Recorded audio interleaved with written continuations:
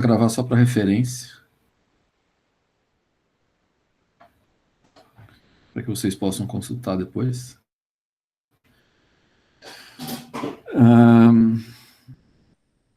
Eu criei uma página para disciplina, que está nesse endereço aqui, professor.fbc.edu.br/tio-ronaldo.prat/bases. Vocês estão vendo minha tela aí?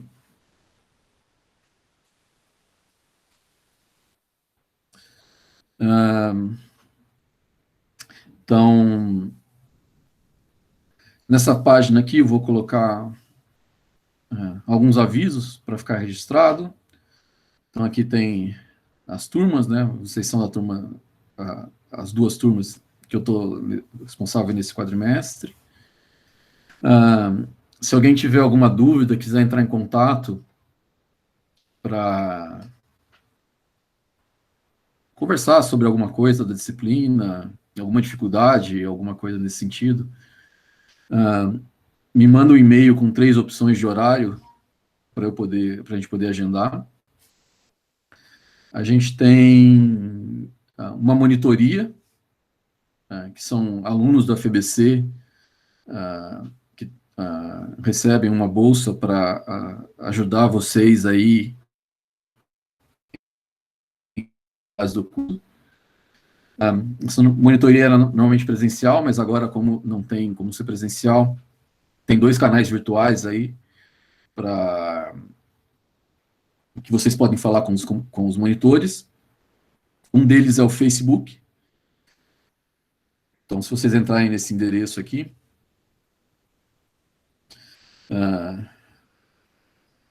manda uma pergunta aí no chat, que o pessoal vai, quando alguém vê a pergunta, vai responder e pode lá interagir.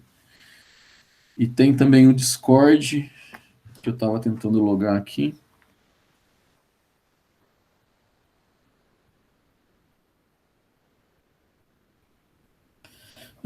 Que, para quem não conhece, o Discord é uma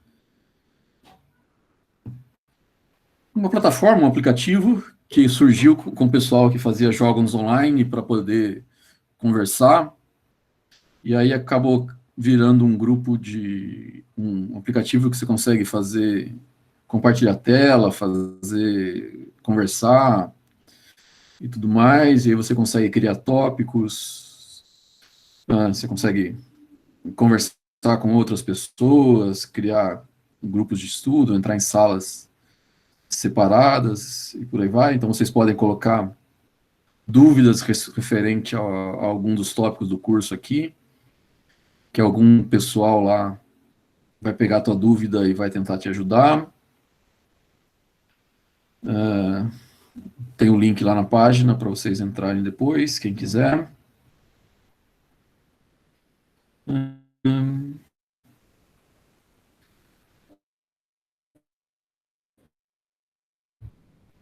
Então, avisos dos monitores. Então, aqui tem o horário que tem alguém de plantão, eventualmente fora desses horários pode ser que tenha alguém, mas nesses horários é que o pessoal vai estar lá. A ementa da disciplina é compreender alguns conceitos básicos da computação, conseguir utilizar o computador e algumas dessas ferramentas para, dentro do contexto científico interdisciplinar, usando algumas ferramentas, como eu falei, para fazer análise de dados, entender um pouco de lógica de programação.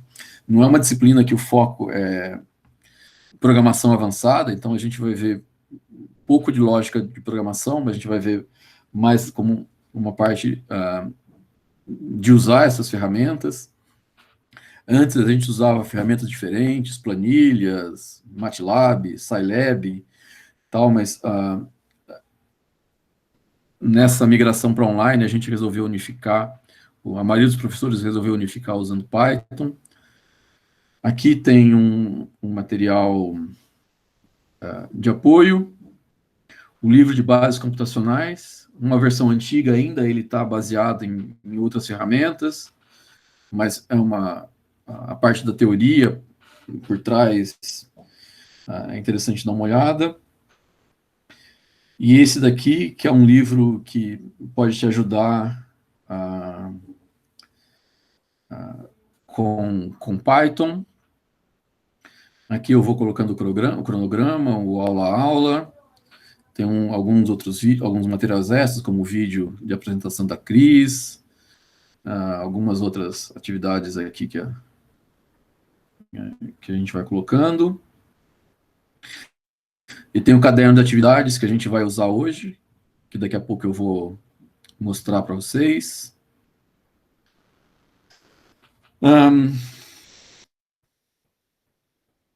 Semanalmente, vocês vão receber por e-mail uma lista de exercícios. Mais para o final da aula eu falo um pouco sobre a lista, que vocês vão enviar a resposta pelo Moodle. E aqui tem um videozinho de como submeter uma lista pelo Moodle. E mais para o final da aula eu volto nesse tema. A avaliação. Então, essas listas semanais aí compõem 10% da nota. Ao longo do curso, a gente vai fazer um projetinho que vale 40% da nota. E vai ter uma avaliação que vale 50% da nota. Para quem ficar com o conceito D ou F, com o conceito D você é aprovado, mas se você quiser, você pode fazer recuperação. E o conceito F, você está reprovado, você teria que fazer a disciplina, mas eventualmente você pode fazer recuperação. E aí, na recuperação, o conceito máximo é C. Então, se você ficou com D na recuperação, a recuperação é uma prova, e você tirou uma nota maior que 6,5, a sua nota vira C. Se você tirou entre 5,5 e 6,5, a sua nota é D, e menos que 5,5 na recuperação, a sua nota é F, o seu conceito é F. E aqui tem um material extra, tem alguns vídeos do curso de Introdução à Computação, da Ciência de Computação da USP, e um livro com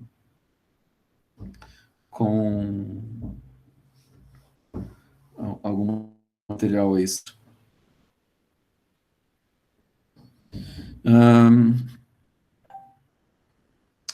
Tudo bem? Se vocês forem tendo dúvida, mande aí no chat ou que a gente vai conversando. Bom, nessa disciplina, a gente vai usar a linguagem de programação chamada Python, que é uma linguagem de programação de propósito geral, que é tem uma sintaxe comparada com as outras relativamente simples. Como eu falei, não é um curso de programação, então a gente não vai ver conceitos muito avançados de programação. A gente vai ver mais usando ferramentas e uma introdução à lógica de programação. A gente pode usar Python de diferentes maneiras, mas nesse curso aqui, a maioria das atividades, elas vão ser disponibilizadas por meio desse caderno de atividades do Colab, que eu vou abrir aqui para vocês darem uma olhada. O que é o Colab? Colab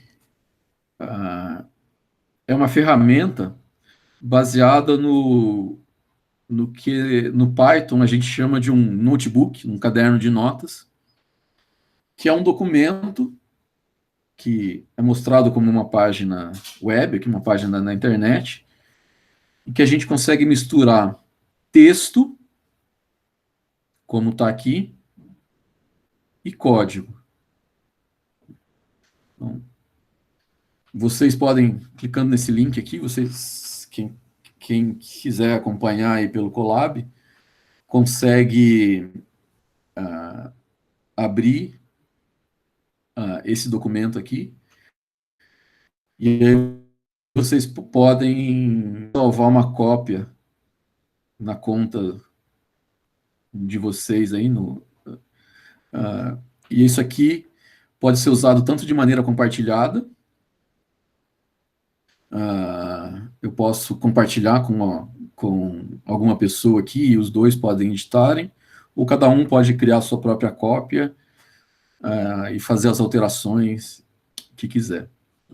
Então, a gente tem duas coisas, dois tipos de células aqui, cada pedacinho desse documento aqui é uma célula, então a gente tem dois tipos de célula, uma célula que é texto e uma célula que é código. Células que são textos e células que são código.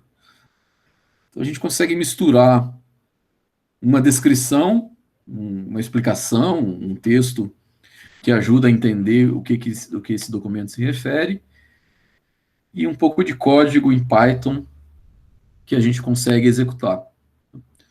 É um documento editável, se eu der um clique duplo aqui, por exemplo, então eu consigo editar aqui, eu consigo fazer minhas próprias anotações.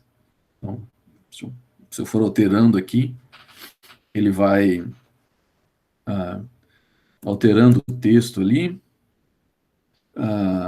Ele gera ele usa uma linguagem, isso aqui, que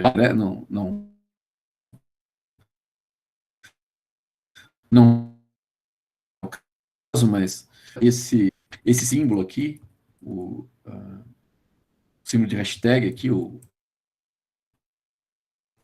asterisco, ele vai gerar a página como se fosse um título, então ele coloca aqui um negrito, e se eu for aqui, por exemplo,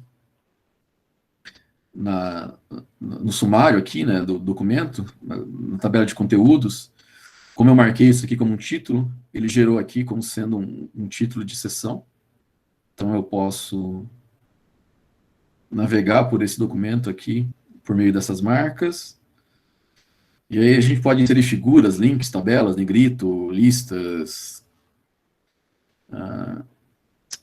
e por aí vai. E aí quando eu saio da célula, ele mostra só a renderização daquela célula. E esse aqui é um documento executável, então eu posso usar tanto para colocar texto, quanto colocar código. Essa célula aqui é uma célula de texto, e as células de código, elas têm esse símbolo aqui antes dela. Então essa célula aqui é uma célula de código. Quando eu entro nela, aparece esse botãozinho,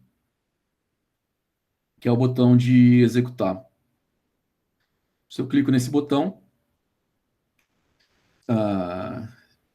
ele vai pegar esse código aqui, que é um código Python, que é uma expressão simples, 2 mais 2, e ele vai colocar o resultado, que é 4. Eu posso executar tanto clicando aqui, quanto no computador, segurando a tecla Shift apertada e apertando o Enter junto. Essas células permitem que a gente dê comandos para o Python que está rodando aqui por trás desse documento. Se vocês verem aqui, por exemplo, aqui ele mostra a informação da quantidade de memória, a quantidade de disco que esse meu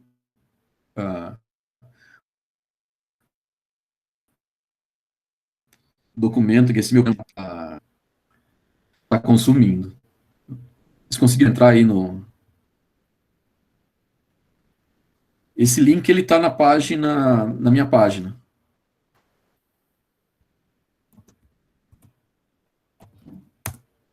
que é esse daqui, ó, professor.fbc.edu.br/tioronaldo.prat/bases.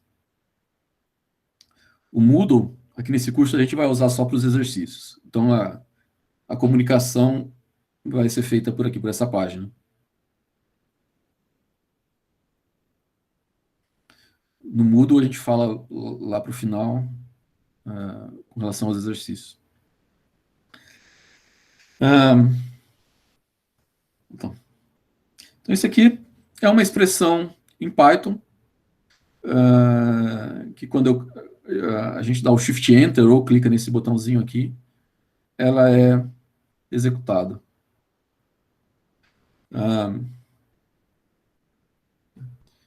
E eu posso usar o Python, entre várias coisas, como se fosse uma supercalculadora, por exemplo. Daqui a pouco a gente vai ver outras aplicações, mas eu posso criar várias células com várias expressões. Então, essa expressão aqui, 10 mais 5 menos 3, quando eu mando executar, ele vai avaliar a expressão. 10 mais 5, 15, menos 3, 12, e o resultado é 12. Depois que eu executo uma célula, ao invés de ter um colchetezinho vazio, como está aqui, ele coloca um número. Então, aqui, ó, aparece o número 3, que significa que essa foi a terceira célula que foi executada. Se eu voltar aqui, vai ter o número 2, que vai ser a segunda célula executada. Como eu executei essa célula aqui duas vezes, uma com o botão e outra com Shift Enter, ela tinha o número 1, depois ficou com o número 2, porque foi a última vez que ela foi executada, e ela recebeu o número 2. Então, posso aqui avaliar outras expressões. Essa aqui é uma expressão que envolve números reais. Então, 20.800.20 dividido por 133.000 e esses quebrados. 12 dividido por 5. E essa aqui, 5 mais 5 vezes 5. O que vocês acham que vai ser o resultado quando eu avaliar essa expressão aqui, por exemplo? Coloca no chat aí.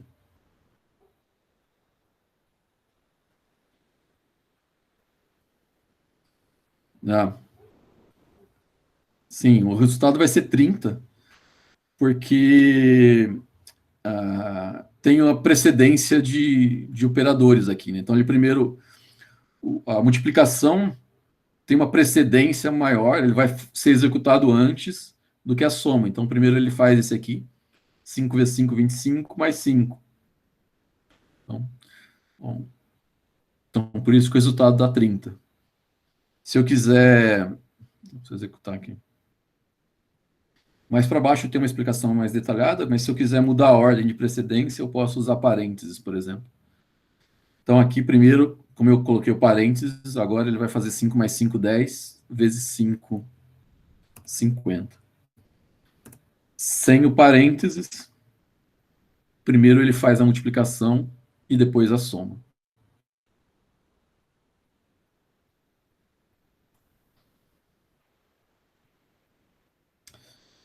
Tudo bem?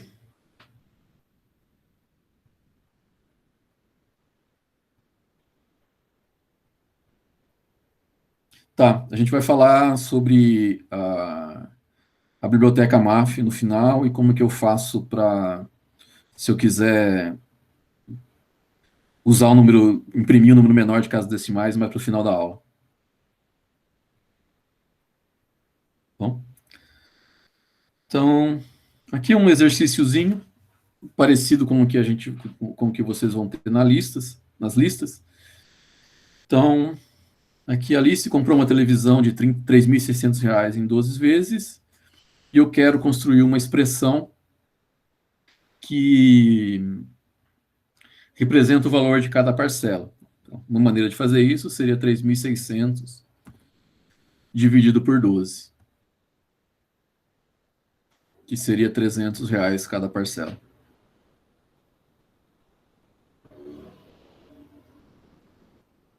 Bem?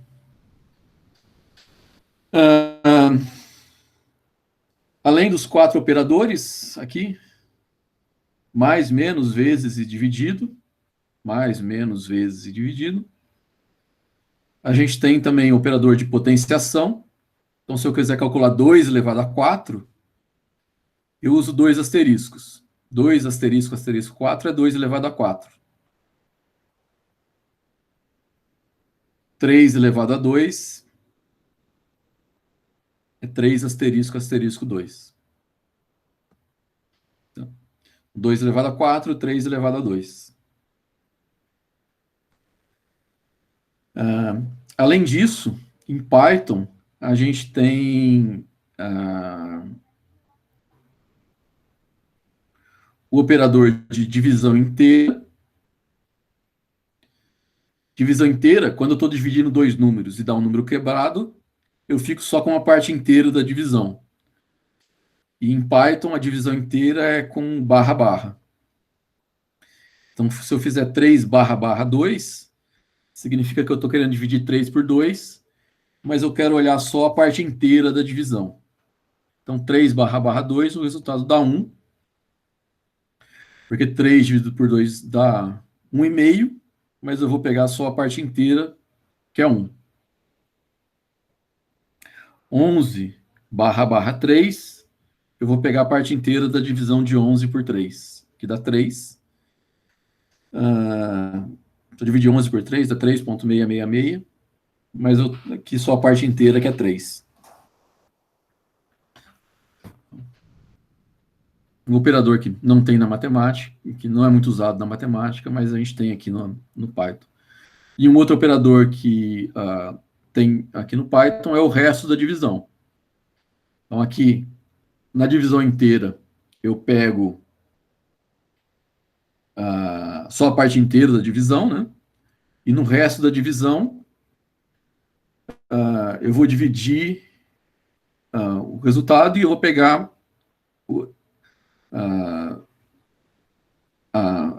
o quanto sobraria daquela operação se a divisão fosse inteira. Então, 17 dividido por 5 dá 3. 3 vezes 5, 15.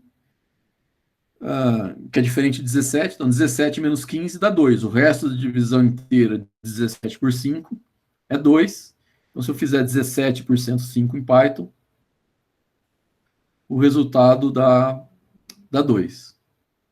E se eu fizer 13 por 107, é o resto da divisão inteira de 13 por 7, que dá 6. Em algumas linguagens, isso é também chamado de operador mod, ou algo assim. Tudo bem? Eu posso criar operações com vários operadores. A gente já viu alguns exemplos lá em cima, mas aqui tem um outro, né? Então, 8 dividido por 3, o resto da divisão por 2, elevado ao quadrado. E aqui uma expressão parentizada, 1 mais 5 vezes 3. Se a gente avaliar essa expressão aqui, o resultado dá 6. O que ele faz aqui? Primeiro ele vai fazer a exponenciação. Ele vai fazer 2 elevado a 2, que o resultado dá 4. E aí 3 vezes 8, 24. E aí ele vai fazer a divisão inteira, 24 por 4, o resultado dá 6. Aqui, 1 mais 5 vezes 3. 1 mais 5 está entre parênteses, né? Então ele faz o 1 mais 5 antes, e depois multiplica por 3, então vai dar 18, que é 1 mais 5 vezes 3. Em Python, a gente tem essa precedência de operadores aqui. Primeiro eu faço a exponenciação, depois que a expressão, que todas as exponenciações da expressão forem feitas, eu vou fazer essas operações aqui, da esquerda para a direita. Então, essas aqui têm a mesma precedência. Se tiver duas expressões dessa, primeiro ele avalia que está à esquerda, depois as demais. E depois que ele fez todas essas, ele vai fazer a soma e subtração. Se eu quiser mudar essa ordem, como está aqui, por exemplo, eu posso colocar a expressão entre parênteses. Então, aqui ele faz 1 mais 5 primeiro, porque essa expressão está parentizada. Apesar do mais ter uma precedência menor que o vezes, como eu coloquei o parênteses, essa expressão ganha prioridade.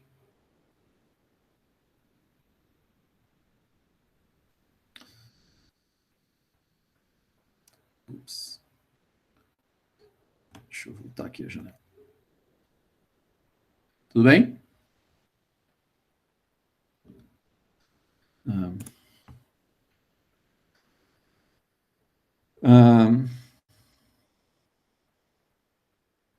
Então aqui, um outro exercício parecido com o que a gente vai ver nas listas. Imagina que eu quero calcular a média ponderada entre 3 notas, 8, 6 e 9, que tem peso 2, 3 e 5, por exemplo. Eu poderia construir uma expressão para calcular essa média ponderada, fazendo 8 vezes 2, mais 6 vezes 3, 8 com peso 2, 6 com peso 3, e 9 com peso 5, dividido pela soma dos pesos. 2 mais 3 mais 5.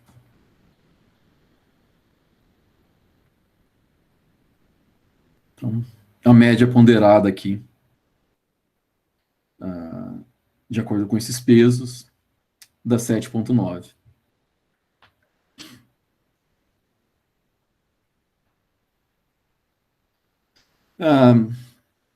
Tudo bem? Bom, até agora, o que a gente estava fazendo é colocar uma única expressão em cada uma das células. Só que pode construir células que têm mais de uma expressão. Por exemplo, nessa célula aqui eu tenho duas linhas. Eu tenho essa linha aqui, que é uma soma, né? 10 mais 5 mais 8 mais 4 mais 6. E eu tenho essa outra célula aqui, que faz essa soma. Eu quero fazer a soma primeiro, então por isso que está em parênteses, dividido por 5. Quando eu tenho só uma expressão, e eu executo ela, o resultado é mostrado aqui no final. Mas nesse caso aqui, nessa célula, que eu tenho duas expressões, se eu mandar executar ela, aqui no Colab, ele vai mostrar o resultado só da última expressão. Ele vai mostrar o resultado só dessa expressão aqui. Ele fez essa daqui, ele calculou essa soma, e também calculou essa soma, essa média. Só que no Colab, nesse ambiente aqui, ele só dá o resultado da última expressão que ele avaliou. Que nesse caso aqui foi essa média. Então, por isso que ele imprimiu só o 6,6. Ele só colocou esse resultado aqui, 6,6. Se eu quiser mostrar valores intermediários, além daqueles que a gente colocou aqui, além daqueles que é o último da minha célula, eu posso usar o comando print, que vai fazer a impressão de coisas que acontecem no meio, em qualquer lugar da minha célula. No meio, no começo, no final. Então, por exemplo, essa mesma célula aqui, se eu quiser mostrar o resultado das duas expressões, eu posso colocar o comando print, em cada uma delas. Então, aqui ele vai imprimir essa expressão, que antes aqui ele não imprimia, né? Ele calculava, mas não imprimia. Aqui ele calcula, e como eu mandei ele executar o comando print, ele imprimiu aqui 33. E ele também imprimiu esse aqui. Eu teria o mesmo resultado, por exemplo, nesse caso aqui, se eu tivesse omitido o comando print. Esse primeiro aqui, como eu mandei imprimir com print, ele vai colocar. E esse segundo aqui, por ser o último da célula, ele também vai colocar o resultado. Então, para esse último aqui, o print é opcional. Mas para facilitar a legibilidade, eu poderia deixar os dois prints aí, porque daí eu sei quais são as duas expressões que vão ser impressas.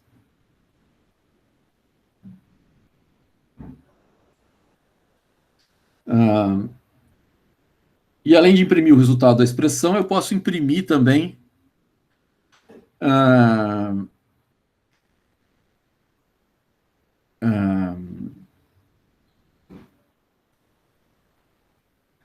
outras informações ou textos fixos além das expressões. Então, por exemplo, aqui, para essa expressão, eu coloquei esse texto aqui, entre aspas duplas, que é a soma, para dizer que isso aqui se refere a uma soma. Então, ele vai imprimir esse texto aqui, e essa expressão, e esse texto aqui, e essa expressão. Então, ele imprime aqui que a soma é 33 e que a média é 6,6. Esses textos fixos, esses textos que eu uso para somente imprimir, que não é uma expressão, uma coisa do tipo, eu tenho que colocar entre aspas. Se eu tirar aspas aqui, ele vai dar um erro. Porque ele não sabe o que é soma.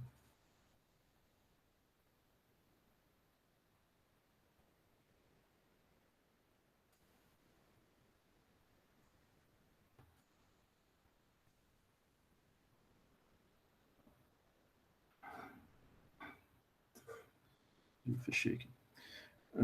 Porque ele não sabe o que é soma. Então, tenho que colocar entre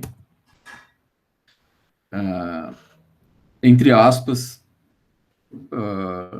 qualquer texto fixo que eu queira imprimir.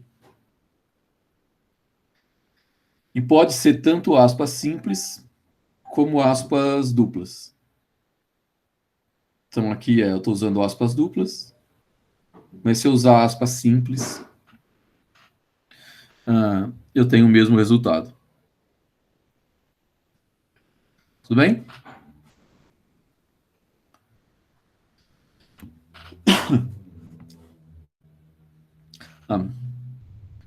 Bom, até agora, a gente estava usando o Python como se fosse uma grande calculadora. Eu coloco expressões lá e ele avalia para mim.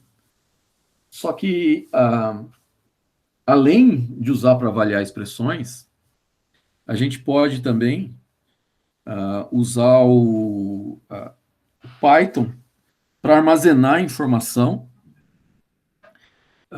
que eu vou querer usar em um outro momento do meu programa. E para eu poder armazenar a informação, o que eu preciso fazer? Eu vou pegar lá na memória do meu computador e eu tenho que pegar um pedaço daquela memória e reservar aquele pedaço de memória para armazenar aquela informação. Para eu poder acessar aquela informação depois, eu vou precisar saber qual que é a localização da memória, qual que é o endereço da memória que aquela informação está armazenada.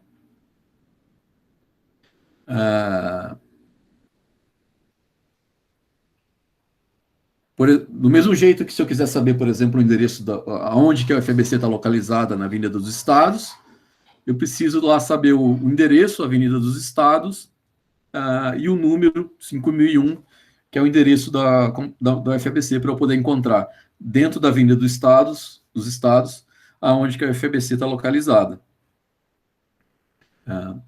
Eu poderia especificar o endereço físico da memória, da onde aquela informação está armazenada, só que ia ser um número grande, sei lá, quando dá tela azul, por exemplo, quando dá um erro no teu computador, aparece lá um 3FC, um número gigante lá que tem o endereço da memória onde aconteceu um erro. Trabalhar com esses endereços de memória é ruim, porque é bem pouco intuitivo. Então, nas linguagens de programação, ao invés de usar o endereço da memória, como ele é armazenado, o que a gente faz é criar variáveis e dar um nome para essas variáveis. Esse nome funciona como um apelido para uma posição de memória. Então, ao invés de dar o endereço 3FC0064, sei lá, um endereço dentro da minha memória que diz aonde está armazenada a informação, eu posso batizar aquele pedacinho de memória, nomear aquele pedacinho de memória com um nome especial, e esse pedacinho de memória, esse processo a gente chama de variável. Então, aqui, por exemplo, eu estou criando duas variáveis. Uma variável x igual a 3. Então, o que ele vai fazer quando ele executa esse comando aqui, essa expressão, x igual a 3? Ele vai lá guardar na minha memória, reservar um espaço para armazenar o número 3. E eu vou batizar aquele pedaço de memória dentro do meu programa com o nome x. Então, x igual a 3, ele cria um pedaço da memória, guarda o 3 lá dentro e chama de x. E eu posso usar, dentro do meu programa, esse pedaço de memória sempre que eu precisar. Nesse segundo comando aqui, y igual a x mais 5, eu de novo vou criar um pedaço de memória, vou chamar ele de y, e o que eu vou armazenar lá dentro? O valor que está armazenado em x mais 5, mais o número 5. E aí, quem que é o valor que está armazenado em x? É o 3 que eu armazenei na linha de cima. Então, vou pegar na variável x igual a 3. Aqui, nesse caso aqui, eu crio uma variável x igual a 3. E aqui eu estou criando uma variável y, que é igual a x mais 5. Que, para criar essa variável y, eu uso o resultado que está armazenado na variável x, que é 3.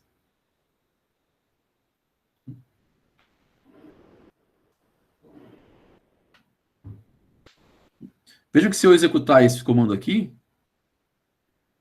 ele não dá resultado nenhum. Eu executei aqui várias vezes, porque ele não está exibindo, porque o que eu estou fazendo? Eu estou executando esse comando e armazenando o resultado nessas variáveis. E ele só está fazendo esse processo. Ele não está calculando uma expressão que tem um valor que possa ser mostrado. Se eu quiser mostrar o resultado, o valor que está armazenado nessas variáveis aqui, eu posso usar o comando print para imprimir o valor dessas variáveis. Então, nessa célula aqui, por exemplo, ele faz a mesma coisa que eu estava fazendo nessa aqui de cima, só que no final eu tenho um comando print y, que vai imprimir o valor da variável y. Se eu tivesse colocado só y aqui, Nesse caso também funcionaria, porque y é uma expressão que o resultado dá 8. Mas eu posso colocar aqui um print y.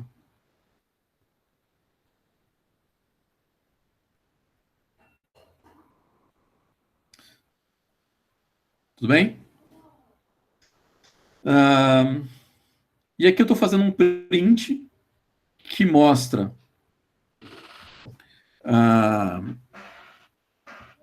que cria duas variáveis, que faz a mesma coisa, né? Cria as duas variáveis, x e y, e aqui eu estou imprimindo o valor dessas duas variáveis, o valor de x e o valor de y, com essas duas mensagens aqui.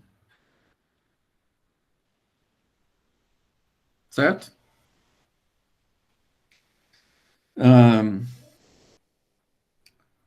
Observação importante para quem nunca programou, ou para quem tem pouca familiaridade com programação, que esse igual aqui não é uma comparação se esses dois caras aqui são iguais. Isso aqui é um operador de atribuição dentro da linguagem Python. O que eu estou fazendo aqui? Eu estou pegando essa expressão aqui, x mais 5, e estou atribuindo o valor dessa expressão na variável y. Então, eu estou fazendo o pedaço de memória em que eu vou armazenar y ser igual ao resultado da expressão x mais 5. Se eu quiser fazer um teste de igualdade, se duas variáveis são iguais, a gente tem que usar um outro operador que a gente vai ver semana que vem.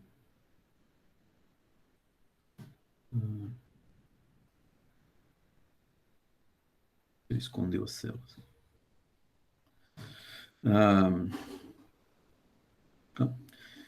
Então, esse é uma atribuição. E eu leio essa atribuição como sendo o nome da variável igual a uma expressão em que ele vai pegar o valor da expressão, armazenar na memória com o nome dessa variável.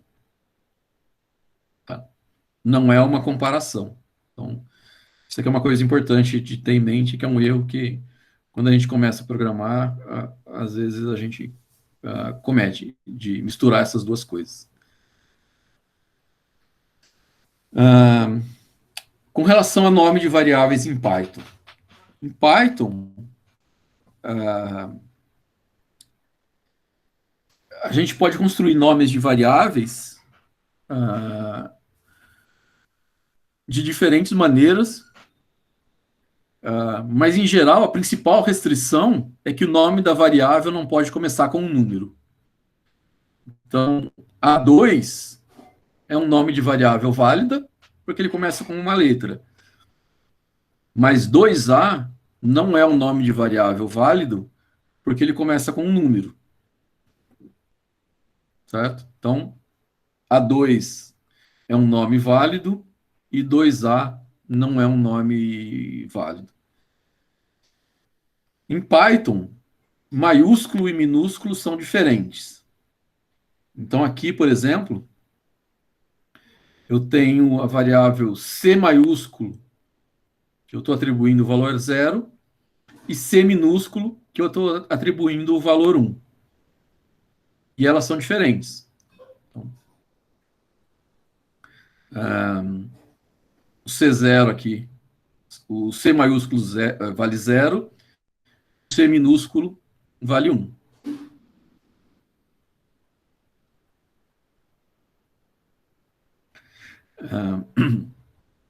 E eu não preciso dar nomes, quer dizer, eu não preciso, e é até recomendável, que eu dê nomes de variáveis que fazem mais sentido quando eu estiver lendo o meu código. Eu não preciso usar só A, B, C, A0, A2, X, Y. Eu posso usar nomes mais elaborados, mas que dão uma ideia melhor do que aquela variável está representando. Por exemplo, aqui eu estou criando uma variável cujo nome é soma. atribuir a essa expressão soma aqui. Então, na variável soma, eu vou guardar o valor da expressão 10 mais 5 mais 8 mais 4 mais 6. E aqui na variável média, eu estou guardando a expressão soma dividido por 5. São nomes válidos, nomes que começam com uma letra, então eu posso usar esses nomes de variáveis. Eu poderia, por exemplo, chamar de A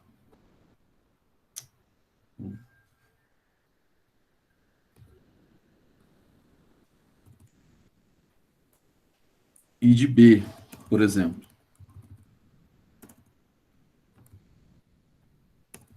Para o computador não importa. Se é soma, se é A, se é B, o resultado é exatamente o mesmo. Só que para a gente, quando está lendo, essa maneira de escrever aqui é muito mais legível do que usar variáveis, nomes de variáveis que fazem pouco sentido. Então é bastante recomendável que vocês, quando estiverem criando variáveis, usem nomes que façam sentido, porque na hora eu posso saber o que aquela variável se refere, mas mais para frente, se eu quiser saber, se eu quiser reler aquele programa, aquele código que eu escrevi, eu posso ter alguma dificuldade para lembrar. Então, aqui de novo, eu posso só, se eu quiser imprimir o valor da variável no final, e só dela, eu posso simplesmente colocar o nome da variável no final. Então, olha aqui, ele imprimiu soma. Mas se eu quiser imprimir mais de uma, eu não consigo usar esse shortcut, esse atalho. Eu preciso colocar os comandos print para fazer a impressão de cada uma delas em separado. Tudo bem?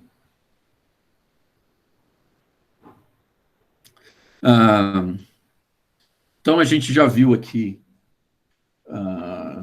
expressões, operadores de expressões e nomes de variáveis.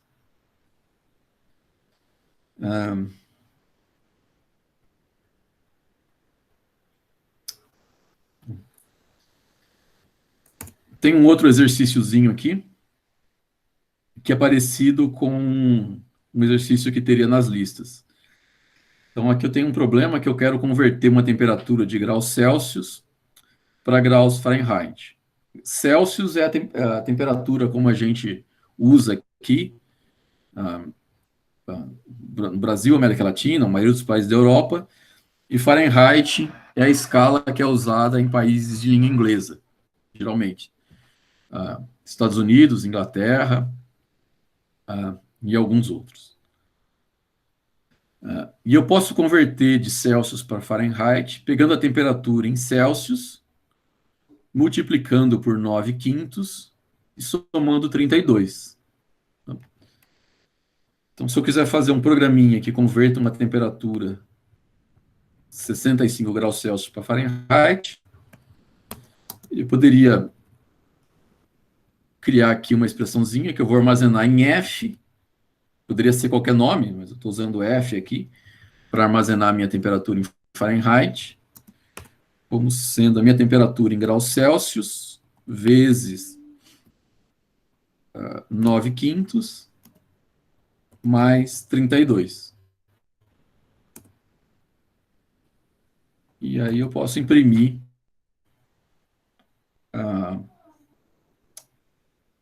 o resultado dessa expressão, que vai dar 149. Aqui, de novo, se eu não tivesse usado o print, também ia funcionar, mas fica mais legível.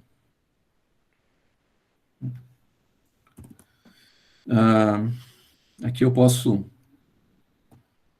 trocar de o valor da variável.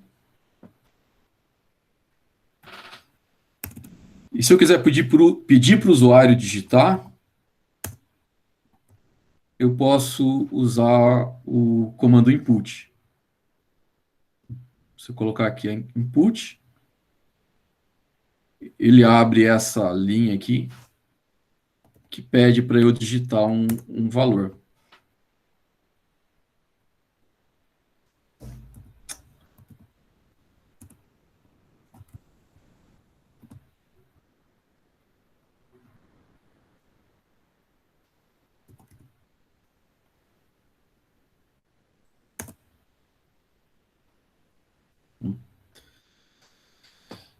Ah,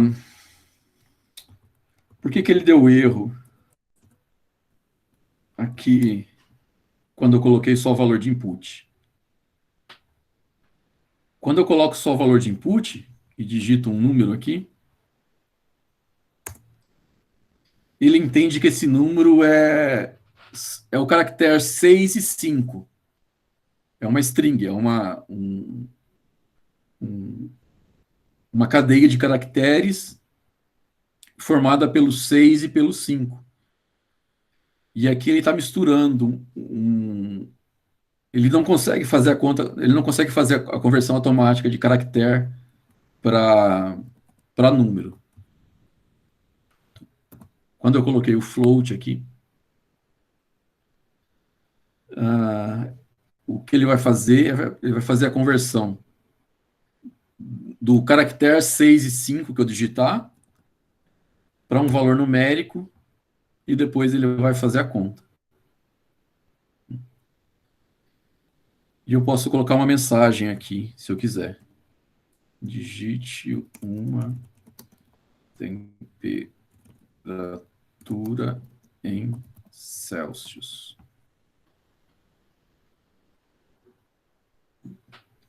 Então ele imprimiu a mensagem aqui e espera que eu digite um valor.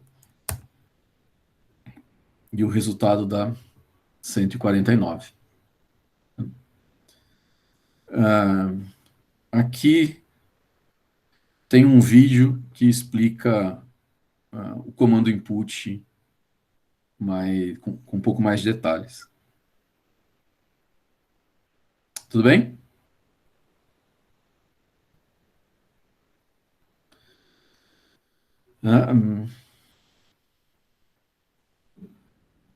Deixa eu voltar aqui aos 65.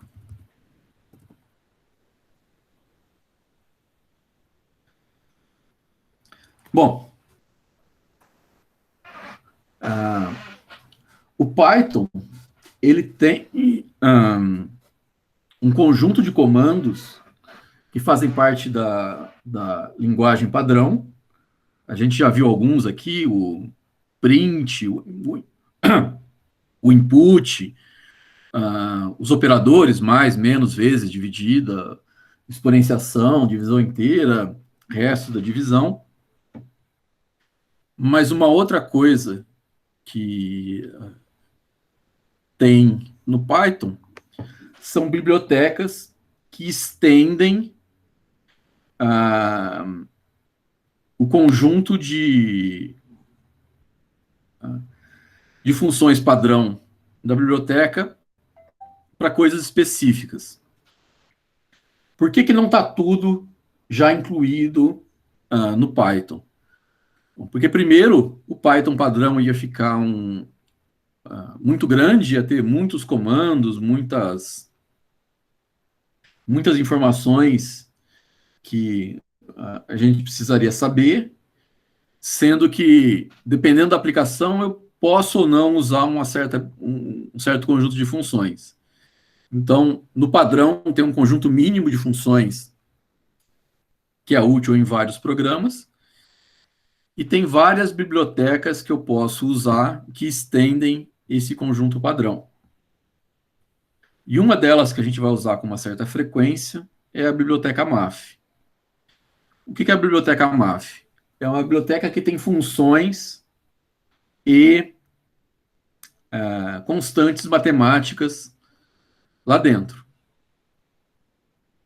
Para eu poder usar a biblioteca MAF, eu preciso dar um import math naquela biblioteca. Então, quando eu faço isso, eu vou pegar o conteúdo da biblioteca math e vou poder ter acesso no nos meus códigos em Python. E ela tem muitas coisas. Mais para baixo tem um link com a documentação dessa biblioteca, mas alguns exemplos de algumas coisas que tem lá dentro. Por exemplo, as constantes π e o número de Euler. Então, π é usado lá, por exemplo, entre outras coisas, para calcular a área do círculo. πr ao quadrado. Então, em math.py, tem o valor de π com várias casas decimais depois da vírgula. Aqui ele está mostrando só 15 casas decimais, mas lá dentro está armazenado bem mais casas decimais. É que aqui ele só mostra 15 por padrão. E esse cara aqui é um número, é uma variável. Se eu quiser calcular duas vezes o valor de π, eu posso, por exemplo, fazer aqui π vezes 2.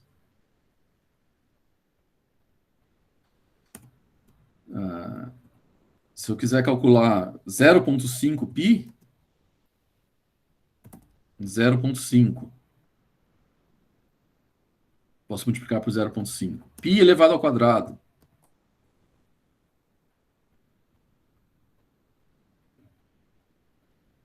Sim. Eu posso usar math.py como sendo o número π em qualquer expressão, em qualquer operação. E em math.e eu tenho a constante de Euler. 2,7, alguma coisa. Que também tem vários usos aí. Aparecem logaritmos naturais, aparecem alguns modelos de simulação de doenças, por exemplo. Então, dois exemplos de constantes que estão dentro da biblioteca MAF. Tudo bem?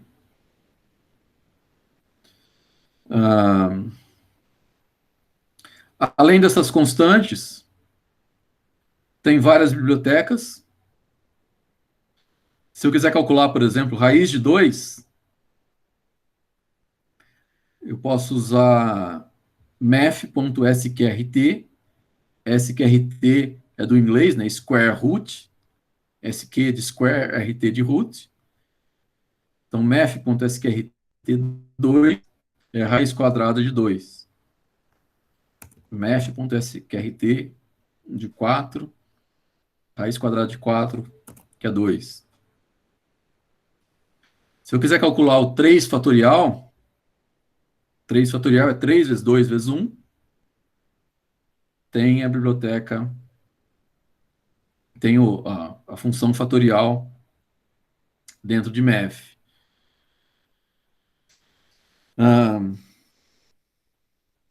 Se eu quiser calcular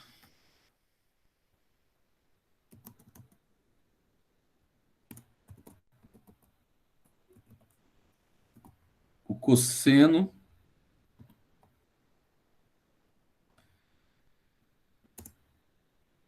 de π, eu posso fazer math.cos de cosseno de math.π, que é o cosseno do número π, que é menos 1. Tudo bem?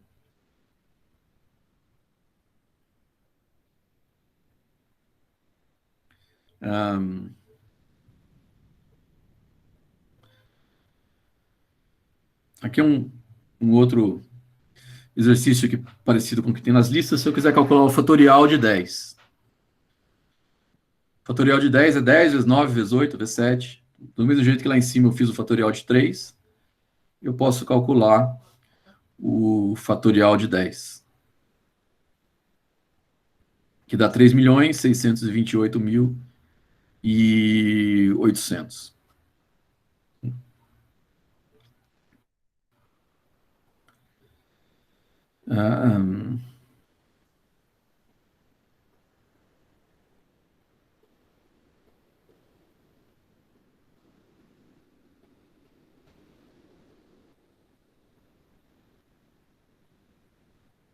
Essas funções, math.sqrt, math.cos, fatorial,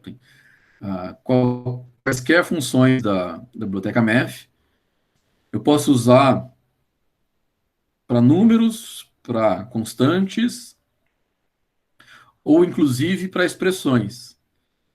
Por exemplo, se eu quiser calcular as raízes desse polinômio aqui. Esse aqui é um polinômio de grau 2, é uma parábola, né? 2x² mais 10x mais 3. E que a gente pode, para calcular as raízes daquele polinômio, a gente pode usar a formulazinha lá de Bhaskara. Então, se eu tenho um polinômio que é da forma ax² mais bx mais c, uma raiz é menos b mais raiz de delta sobre 2a, e a outra raiz é menos b menos a raiz de delta sobre 2a, em que delta é igual a menos b ao quadrado menos 4ac. Então, se eu quiser calcular as raízes desse polinômio aqui, então, aqui eu estou calculando a primeira raiz, né? Estou pegando aqui menos b mais raiz de delta sobre 2a. Eu posso fazer esse programinha aqui, ó. A igual a 2, que é o a desse polinômio aqui. B igual a 10, 10 é o b desse polinômio. E c igual a 3, 3 é o c desse polinômio aqui.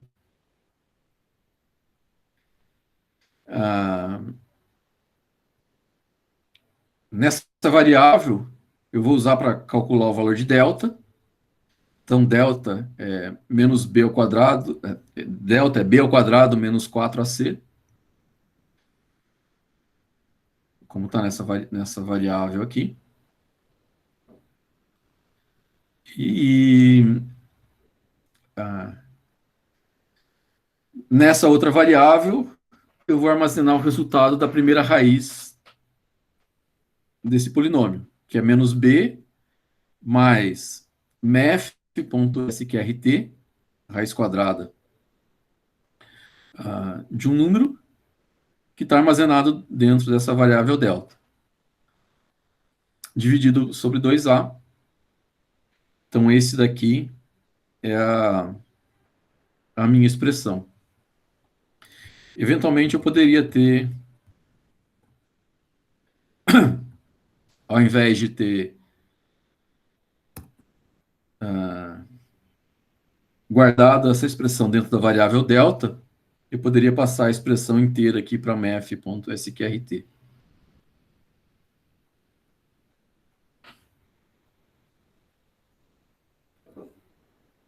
Então, eu posso passar tanto números, variáveis, expressões.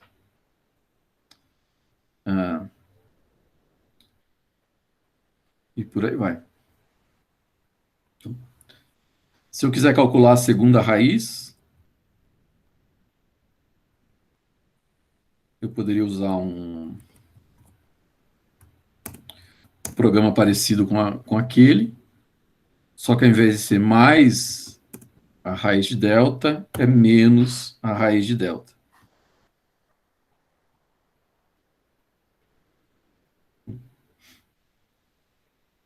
Então, esse aqui é o valor da segunda raiz desse polinômio. Tudo bem?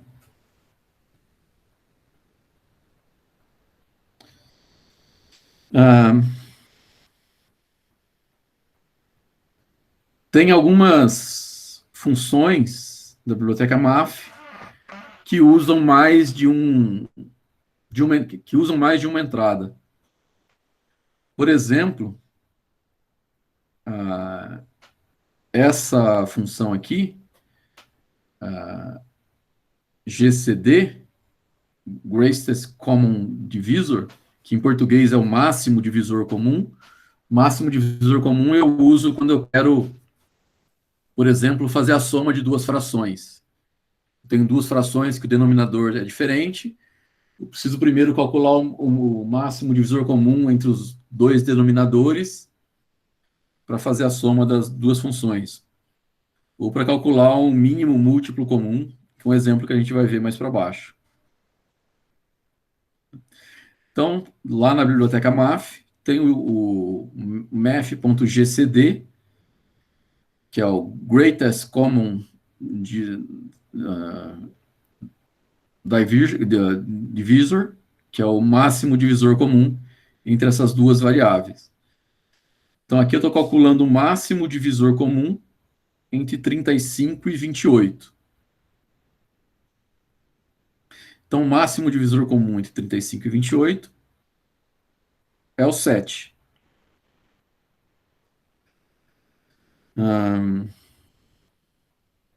Então, todo aquele procedimentozinho que a gente aprende lá no colégio, para calcular o máximo divisor comum, está implementado dentro dessa biblioteca MAF aqui para fazer essa continha. O uso de bibliotecas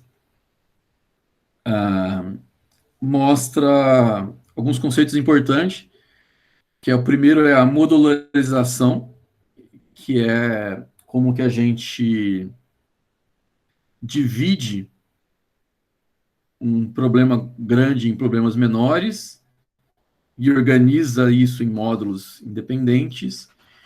E reutilização. Uma vez que eu tenho uma biblioteca implementada, eu posso reaproveitar isso daí em diferentes outros contextos mais para frente.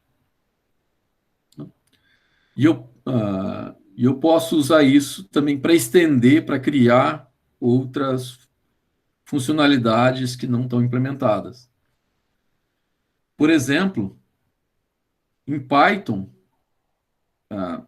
na versão nova do Python vai ter implementado mínimo, uma função para calcular o mínimo múltiplo comum, mas nas versões atuais não tem. Se eu quiser calcular o mínimo múltiplo comum, eu posso pegar a formulazinha do mínimo múltiplo comum, que é a multiplicação entre os dois números dividido pelo máximo divisor comum entre eles, e usar essa formulazinha para calcular o MMC, um mínimo múltiplo comum entre dois números.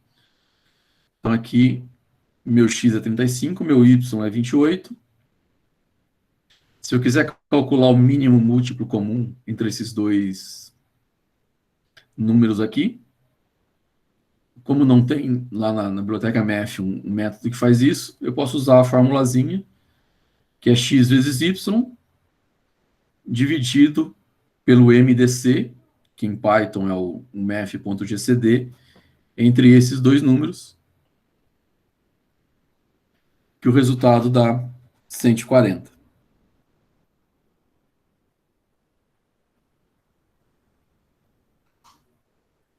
O math.gcd é... boa pergunta, deixa eu ver se eu consigo calcular o...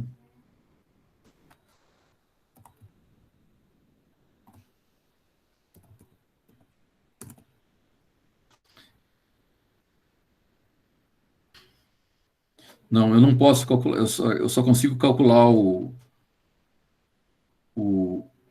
o máximo divisor comum entre dois números. Tem que obrigatoriamente ser 2. Se eu colocar um terceiro aqui, vai dar erro, como eu tentei agora há pouco.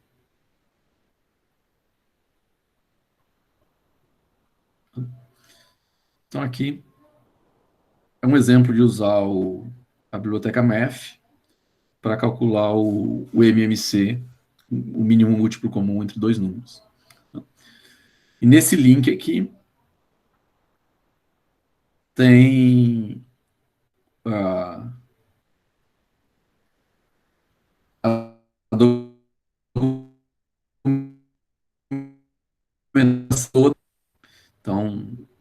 tem várias funções implementadas aí.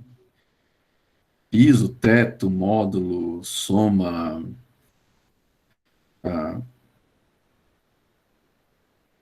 exponenciação, logaritmo, raiz quadrada, as funções trigonométricas, ângulos, arcos cossenos, funções esféricas, as constantes, o π, o e, tal, infinito, e, e por aí vai.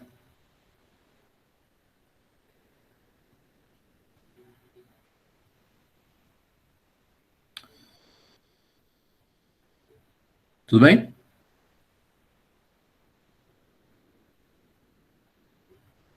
Pode.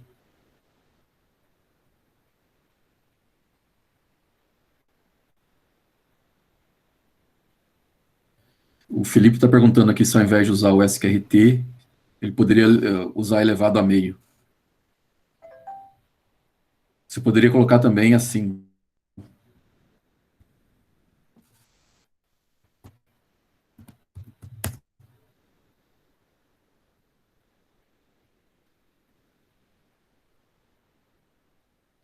Também funciona.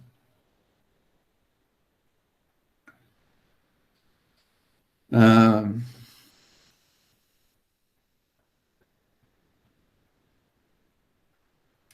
eles usam maneiras de calcular diferentes, mas o resultado é o mesmo para as duas. Ah,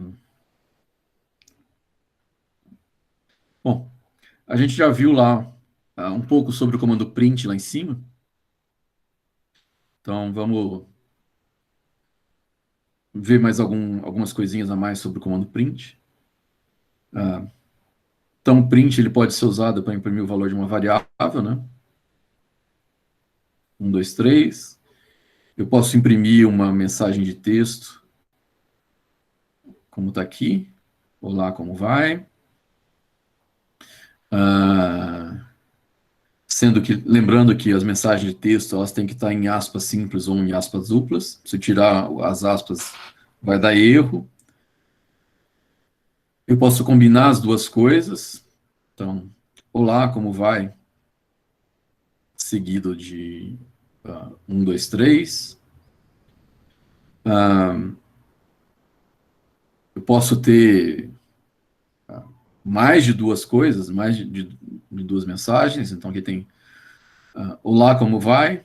Seguido de 120, seguido de vou bem, obrigado, seguido de 3, 2, 1.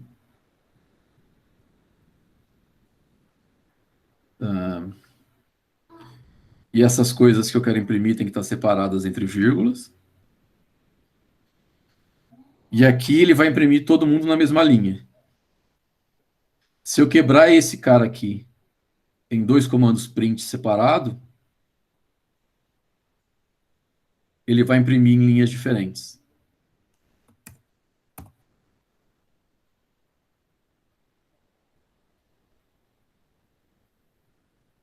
Vou trocar ali 1, 2, 3 para ficar igual. Então, se eu tenho prints em linhas diferentes, vai ter uma nova linha separando as duas.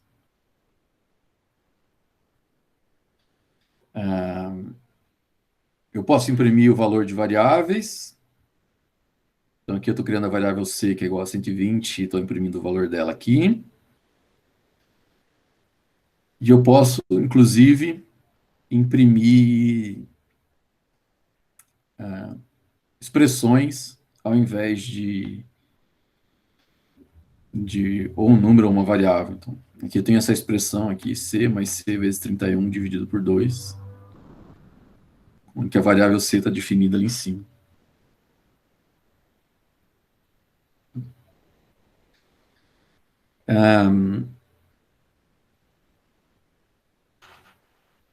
Se eu quiser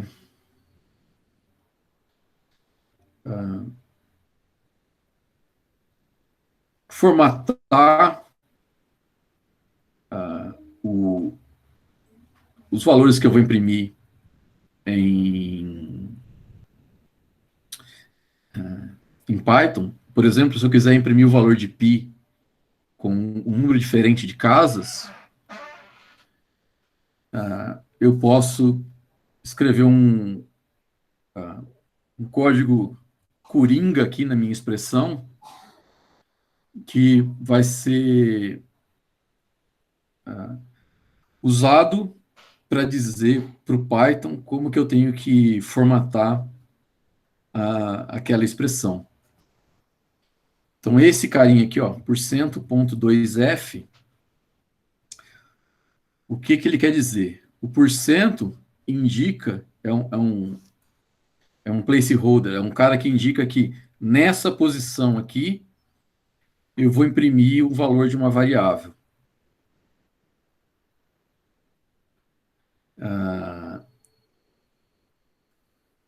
O f diz que essa variável é um número real, que vem do inglês float. E o ponto 2 indica que eu quero ter duas casas depois da vírgula. Então, se eu executar esse cara aqui, ele vai imprimir com só duas casas depois da vírgula. Se eu quiser imprimir com 4 casas depois da vírgula, por exemplo, eu posso trocar lá o ponto 2f para ponto 4f, que ele vai imprimir com 4 casas. Se eu quiser imprimir com 30 casas, por exemplo,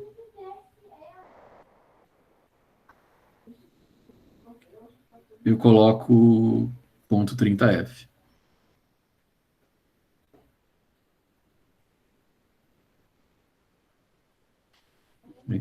Então, o math.py está armazenado com uma precisão bem grande lá dentro da biblioteca math. Lá em cima, quando a gente imprimiu, ele imprimiu só com 15 casas, mas ele tem mais casas depois da vírgula lá dentro. Então, ele tem uma precisão bem grande para se a gente quiser usar ele para fazer alguma conta. Uma última coisa aqui do notebook, o print, ele vai armazenar, ele vai imprimir sempre o último valor que ele viu da variável. Então, aqui se eu tenho A igual a 3, A igual a 4, e mando dar um print no valor de A, ele vai imprimir 4, porque foi o último valor de A que ele viu, antes do comando print. Ops. Se eu colocar um print A aqui, antes de eu trocar o valor de 3 para 4, ele vai primeiro imprimir o valor 3, porque nesse momento aqui o A valeria 3, e depois vai imprimir o valor 4, porque nesse momento aqui o A vale 4.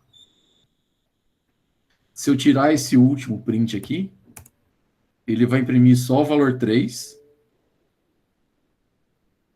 porque nesse momento aqui, tem o A igual a 3, eu dei um print logo depois que eu peguei o valor 3 e copiei dentro da variável A, então ele imprime o valor A igual a 3. Ops. Então, tem o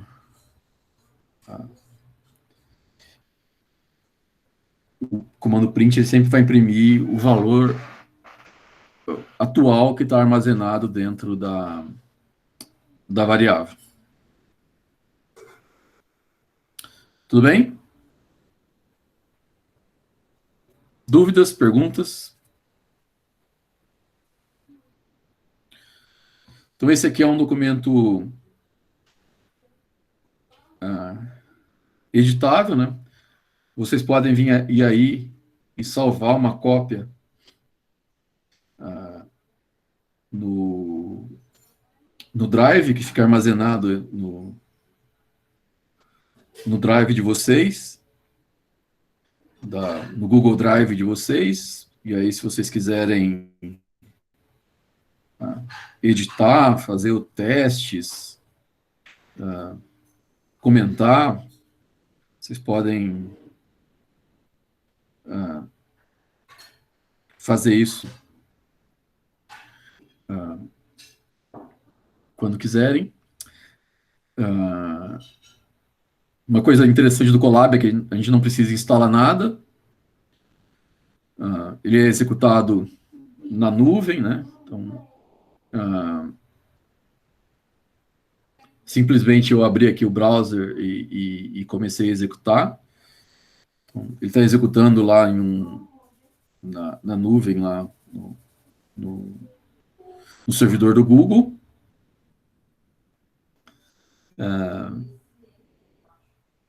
Mas, sei lá, dependendo do que a gente vai fazer, a gente pode fazer a instalação do Python na máquina e tudo mais.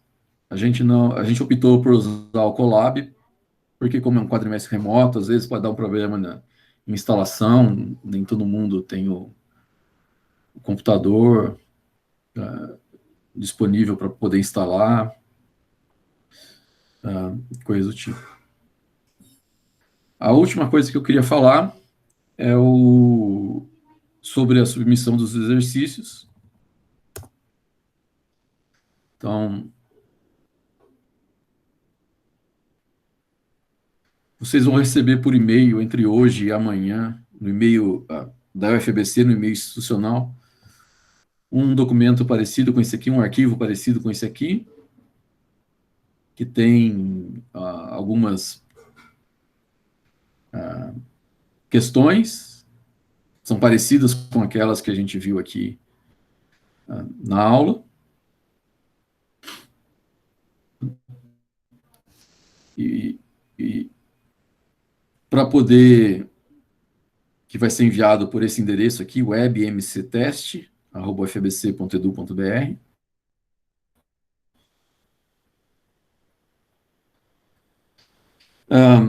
Que vocês podem submeter, que vocês podem resolver, por exemplo, usando Colab, pode abrir um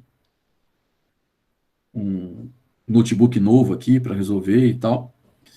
Mas para poder submeter o exercício, vocês têm que entrar no Moodle com o login e a senha do UFABC. E aí vem aqui, BCC 2020 exercícios. O meu está um pouco diferente, vai estar um pouco diferente do de vocês, porque aqui eu tenho as informações de configuração de professor. Mas vocês vão lá em semana 1, introdução.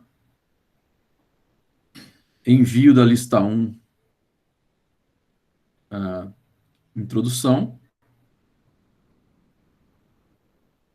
No meu aqui aparece como atividade de teste, mas onde vocês vai aparecer atividade a semana 1 ou alguma coisa parecida. E aí vocês vêm aqui em editar. E aí, para cada questão, tem que criar aqui uma abinha separada.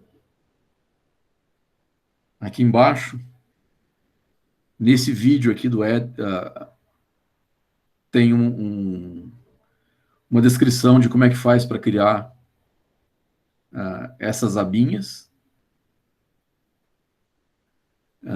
E aí, qualquer dúvida, entra lá no pessoal da mentoria, no Meta-Aprendizagem ou lá no Discord. E aí vocês vão ter que, se vocês estão resolvendo, por exemplo, o exercício no notebook, isso aqui seria o equivalente a uma célula do notebook. Então, você cola o código aqui e clica nesse botãozinho aqui do check, que ele vai fazer a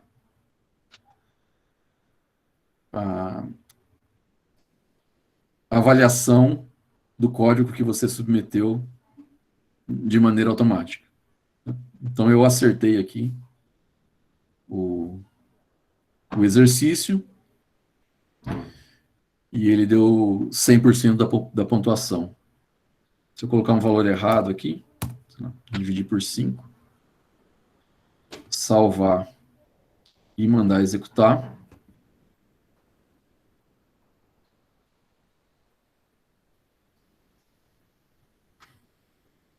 Ele deu a pontuação zerada aqui, porque eu errei na hora de resolver o exercício.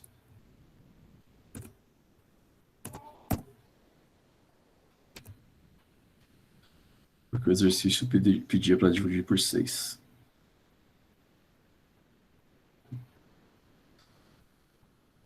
Então aí, para cada semana vai ter um prazo, vai ter uma listinha dessa e um prazo para vocês resolverem. E aí, dúvidas, perguntas, vocês entram em contato para ajudar na resolução.